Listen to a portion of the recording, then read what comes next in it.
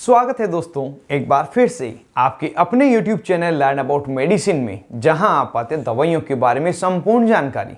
दोस्तों आज के इस वीडियो में हम अस्थमा के मरीज जो श्वास संबंधी समस्या रखने वाले मरीज हैं उनमें किस प्रकार से डॉक्टर के द्वारा स्टेप वाइज ट्रीटमेंट दिया जाता है, मतलब अलग अलग अस्थमा की स्थिति में अलग अलग तरह की मेडिसिन देकर उन्हें ठीक किया जाता है, कब कौन सी मेडिसिन दी जाती है, मेडिसिन का सिलेक्शन कैसे किया जाता है, इन सभी बातों को जानेंगे। तो ज़्यादा समय खराब किए बगैर आगे बढ़ते हैं। मैं हूं आपका होस्ट मोहित आदिज, आप देख रहे हैं अपना YouTube channel learn about medicine. चलिए आज भी कुछ नया सीखते हैं।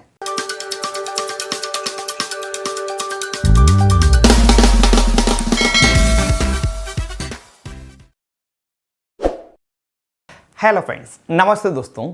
अस्थमा एक प्रकार की श्वास संबंधी समस्या है जिसमें व्यक्ति के फेफड़ों में जमाव होने के कारण, श्वास नली पतली हो जाने के कारण तथा अन्य कई कारणों की वजह से श्वास लेने में समस्या रहती है। यह समस्या कई बार तो थोड़ी बहुत होती है और कई बार इतनी अधिक बढ़ जाती है कि मरीज बिल्कुल भी श्वास नहीं ले पाता और चक्कर आकर गिर जाता है।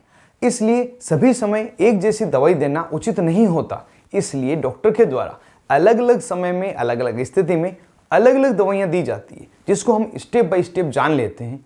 और यह treatment national asthma education and prevention programme द्वारा रिकमेंड भी किया गया है। तो सबसे पहले यदि किसी मरीज को माइल्ड एपिसोडिक अस्थमा हुआ है, जिसमें अस्थमा के लक्षण दिन में एक बार दिखाई दे रहे हैं और पूरे दिन मरीज नॉर्मल स्थिति में रह रहा हो, तो इस समय मरीज को शॉर्ट एक्टिंग बीटा-2 एगोनिस्ट इन्हेलर दिए जाते हैं, जैसे कि साल्बुटामोल इन्हेलर, टर्बुटालिन इन्हेलर। जब भी अस्थमा का एपिसोड आता है, मतलब श्वास लेने में मरीज को समस्या हो रही होती है, तो उस समय मरीज को यह इन्हेलर दिए जाते हैं। और जब यह समस्या नहीं हो रही हो तो बीटा-2 एगोनिस्ट को लेने की आवश्यकता नहीं है, इन इन्हेलर को लेने की आवश्यकता नहीं है।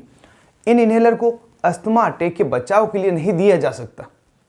यह फर्स्ट स्टेप है। अगली स्थिति जिसमें सीजनल अस्थमा है, इस समय शुरुआत में लो डोज में कोर्टिकोस्टेरॉइड इन्हेलर 3-4 हफ्ते तक दिए जाते हैं और जब पुनः आवश्यकता पड़ती है तो पूरी सीजन ही उन्हें दिया जाता है। इस समय बच्चों को अल्टरनेटिव ओरल ट्रीटमेंट के रूप में मोंटेलुकास या जाफिलुकास टेबलेट भी दी जाती है। इस दरमियान यदि किसी मरीज को अस्थमा एपिसोड आ गया हो तो उन्हें शॉर्ट एक्टिंग बीटा-2 एगोनिस्ट, जिनके बारे में अभी हमने जाना था, वह दिए जाते हैं।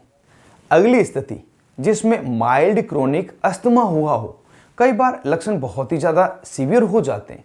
इस समय मरीज को प्रतिदिन अस्थमा का एपिसोड तो आता ही है, लेकिन कई बार इससे ज़्यादा बार भी आ जाते हैं।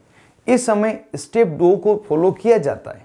जैसा अभी हमने जाना था कि रेगुलर लो डोज में कोर्टिकोस्टेरॉइड इन्हेलर दिए जाएंगे और अल्टरनेटिव तौर पर मोंटेलुकास या जाफिलुकास टेबलेट दी जाएगी। लेकिन कई मरीजों में यह देने पर भी ज़्यादा फायदा नहीं होता है और अगर यहाँ पर थियोफाइलिन दवा भी दी जाए तब भी ज़्यादा असर नहीं पड़ता। तो इस समय में भी शॉर्ट एक्टिंग बीटा-2 एगोनिस्ट इन्हेलर जो साल्बुटामोल टर्बुटालिन है, यह मरीज को दिए जाते हैं, जिससे कि एपिसोड कम से कम आए। अगली स्थिति मॉडरेट अस्थमा। इस समय अस्थमा एपिसोड एक से ज़्यादा बार आ जाते हैं और लक्षण भी ज़्यादा दिखाई देते हैं। इस समय लो डोज में कोर्टिकोस्टेरॉइड इन्हेलर दिए जाते हैं, साथ में लॉन्ग एक्टिंग बीटा-2 एगोनिस्ट दिए जाते हैं। पहले शॉर्ट एक्टिंग बीटा-2 एगोनिस्ट दिए जा रहे थे, उनकी जगह पर यहाँ पर लॉन्ग एक्टिंग बीटा-2 एगोनिस्ट दिए जाएंगे और आवश्यकता पड़ने पर कोर्टिकोस्टेरॉइड इन्हेलर की डोज भी बढ़ा दी जाएगी। और जब यह इलाज लगातार दिया जाता है और मरीज में अस्थमा एपिसोड कम हो जाते हैं, लक्षण कम दिखाई देते, तो इन्हेलर को लेना बंद भी किया जा सकता है और आवश्यकता पड़ने पर कुछ महीनों बाद वापस से शुरू किया जा सकता है। कई बार लॉन्ग एक्टिंग बीटा-2 एगोनिस्ट के स्थान पर ल्यूकोट्राईन एंटागोनिस्ट जैसे मोंटेलुकास या जाफिलुकास, इन्हें भी ट्राई किया जाता है। और नॉक्टर्नल अस्थमा जैसे चेस्ट में टाइटनेस के साथ श्वास संबंधी समस्या होती है, इस समय सस्टेन्ड रिलीज थियोफाइलिन अल्टरनेटिव रूप में प्रयोग लाई जा सकती है। अगली स्थिति है सीवियर अस्थमा। इस समय श्वास संबंधी समस्या लगातार ही रहती है और कई बार तो इतनी बढ़ जाती है कि मरीज को अस्पताल में एडमिट भी करवाना पड़ जाता है। इस स्थिति में हाई डोज में कोर्टिकोस्टेरॉइड इन्हेलर नियमित रूप में दिए जाते हैं। साथ ही इस समय इन्हेलर रहते समय स्पेशल डिवाइस स्पेसर का प्रयोग किया जाता है, जिसको आप स्क्रीन पे देख पा रहे हैं, और लॉन्ग एक्टिंग बीटा-2 एगोनिस्ट भी इनके साथ दिए जाते हैं। इन्हें दिन में 2 बार दिया जाता है और आवश्यकता पड़ने पर, जैसा कि हमने पहले के स्टेप 4 में जाना था, कि ल्यूकोट्रीन एंटागोनिस्ट भी दी जाती और शॉर्ट एक्टिंग बीटा 2 एगोनिस्ट का भी प्रयोग लिया जाता है। अगली तथा अंतिम स्थिति जिसमें मरीज को अस्थमा बहुत ही सीवियर हो जाता है, जिसे एक्यूट सीवियर अस्थमा कहते हैं, और यह एक लाइफ थ्रेटनिंग स्थिति है।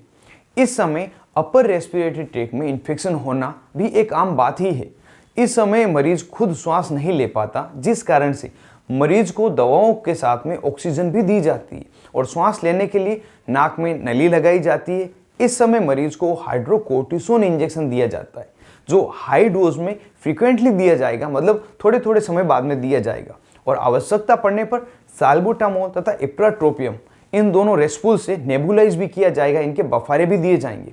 हाई फ्लो में ऑक्सीजन देते हैं, और जब तक नेबुलाइजर का असर नहीं होता उसके लिए साल्बुटामोल या टर्बोटालिन दोनों में से एक इंजेक्शन लगाते हैं। साथ ही मैकेनिकल वेंटिलेटर भी दिया जाता है, और चेस्ट में इन्फेक्शन को ठीक करने के लिए हाई पावर की एंटीबायोटिक दवाइयाँ दी जाती है, और डिहाइड्रेशन तथा एसिडोसिस को ठीक करने के लिए सलाइन इन्फ्यूजन के साथ में सोडियम बाइकार्बोनेट दिया जाता है, और इनके साथ एमिनोफाइलिन इंजेक्शन भी एक ऑप्शन है, जिसे इन्फ्यूजन में डाइल्यूट करके लगाया जाता है। आवश्यकता पड़ने पर इसे बार बार रिपीट भी किया जाता है। इस तरह से अस्थमा की अलग अलग कंडीशन में अलग अलग तरह के इलाज देकर मरीज को आराम दिलाया जाता है। हो सकता है यहाँ पे जो मैंने दवाओं के नाम बताए हैं आपको जल्दी जल्दी लगे या आपको समझ में नहीं आए, तो इसके लिए आप वीडियो को एक बार पॉज करें, वापस से रिवर्स करके धीरे धीरे देख लें। वैसे आपकी सुविधा के लिए यहाँ पे मैं टेक्स्ट में दे रहा हूँ, लिख के दे रहा हूँ, जिससे आपको आसानी से समझ में आ जाए। तो दोस्तों, यह वीडियो बिल्कुल ही अलग प्रकार का था, जिसमें आपको स्पेशलिटी नॉलेज मिला है। यह वीडियो आपको कैसा लगा? क्या कभी आपने अस्थमा के मरीज को ट्रीटमेंट दिया या इसमें से किसी स्टेप को फॉलो किया? कमेंट बॉक्स में जोर से बताएं। और यदि आप ऐसे ही बीमारियों, दवाओं के लिए अपडेट जानना चाहते हैं तो इस चैनल को जरूर से सब्सक्राइब करें, और वीडियो अगर पसंद आए तो वीडियो को शेयर करना नहीं भूलें। आज की इस वीडियो में बस इतना ही। मिलते हैं किसी नए वीडियो में, नई दवा, नए टॉपिक के साथ में। तब तक के लिए स्वस्थ एवं मस्त रहें।